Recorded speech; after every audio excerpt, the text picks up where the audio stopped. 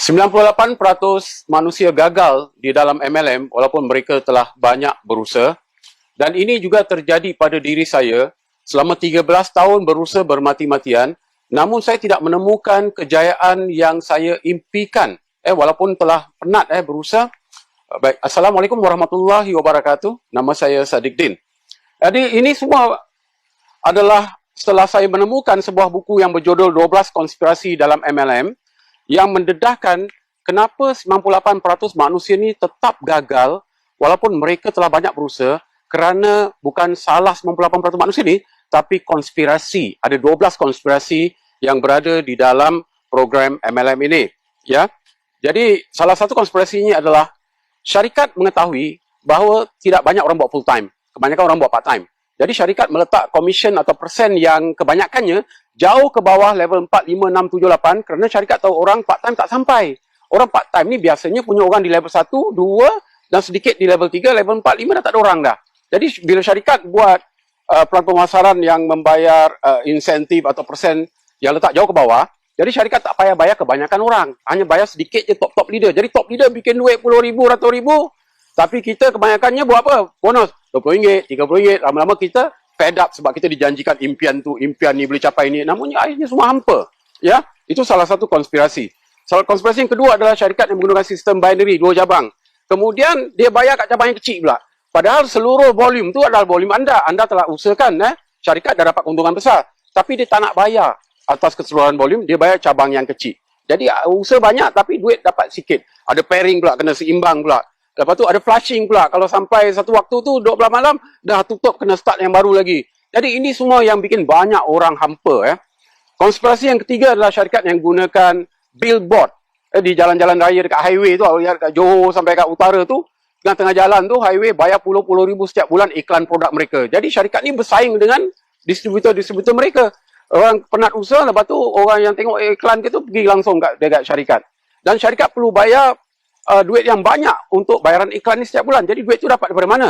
Itu adalah dari usaha kita ramai-ramai ni, bikin syarikat berjaya maju, kemudian ambil duit yang banyak tu bayar kepada iklan pula. Jadi bonus kita jadi kecil, bayaran tu jadi kecil. Dan kelima lagi, syarikat gunakan konspirasi pakai artis. Artis, bintang iklan namanya. Artis endorse produk dia. Padahal artis tak pakai pun produk tu. Tapi kerana dibayar duit yang banyak, artis tu pun berceritalah tentang produk tu. Jadi akhirnya bayar komisen kita semakin kecil. Ya, kerana artis yang dapat bagian yang besar. Dan lagi satu konspirasi adalah bonus kereta.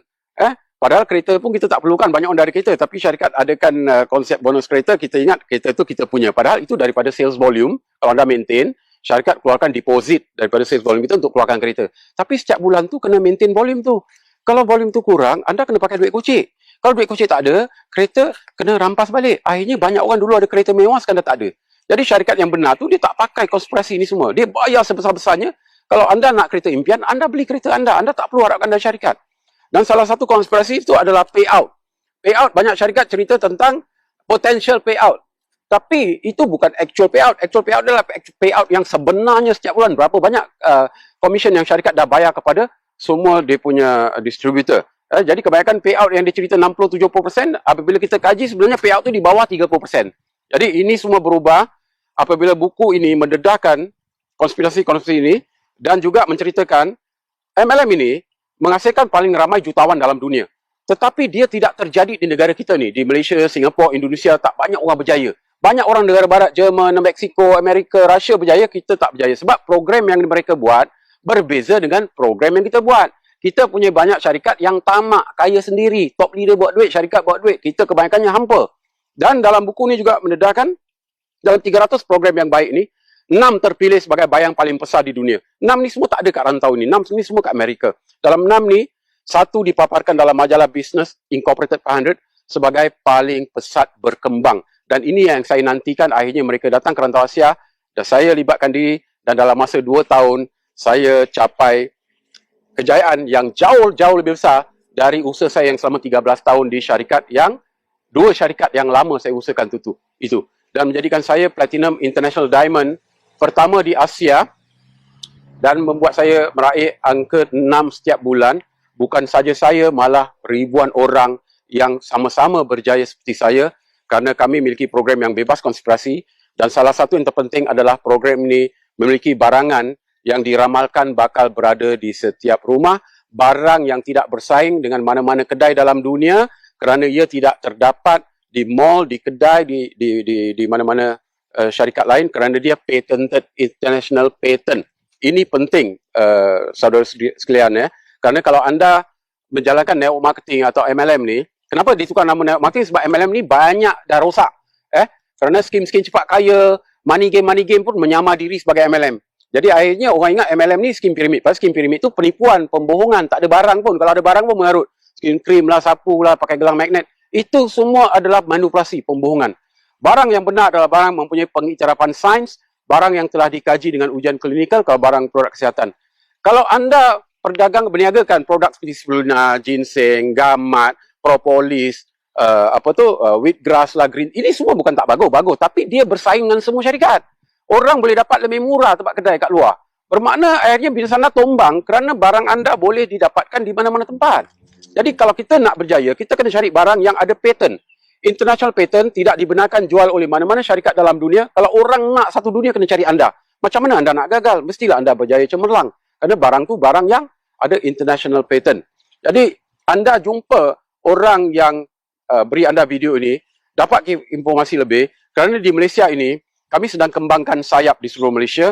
Kerana kami sudah ramai orang mempunyai impian, tapi mereka tidak jumpa program yang benar, yang bebas konspirasi. Jadi kalau anda pernah gagal selama ini, saya tidak salahkan anda kerana saya juga gagal di 2 syarikat MLM sebelum ni. Dan di yang ketiga ni baru saya menemukan jawapannya kerana setelah saya jumpakan konsep 12 konspirasi dalam MLM, saya berjaya pilih program yang benar, yang bikin ramai orang berjaya dan orang-orang part-time kini baru dapat hasil yang berbaloi, yang bikin mereka yakin mereka boleh buat full-time dan menjadikan mereka jutawan-jutawan yang baik di sini. Ya, jadi jumpa orang yang berikan video ini dan kami komit, jika anda komit untuk menolong diri anda sendiri untuk berjaya cemerlang, belajar ilmu residual income kerana di sini peluang untuk anda belajar ilmu. Wang cari anda, bukan anda cari wang, kerana konsep yang saya mau ajarkan anda nanti bukan semestinya anda sentiasa nak kena jual barang. Ya, konsep jual barang boleh bikin duit tapi tak boleh jadi jutawan. Konsep orang jadi jutawan adalah orang menjalankan sistem networknya. Walaupun tanpa jual barang, beli pakai sendiri dan ajar sistemnya, anda akan jadi seorang jutawan. InsyaAllah. Sekian dari saya. Assalamualaikum warahmatullahi wabarakatuh.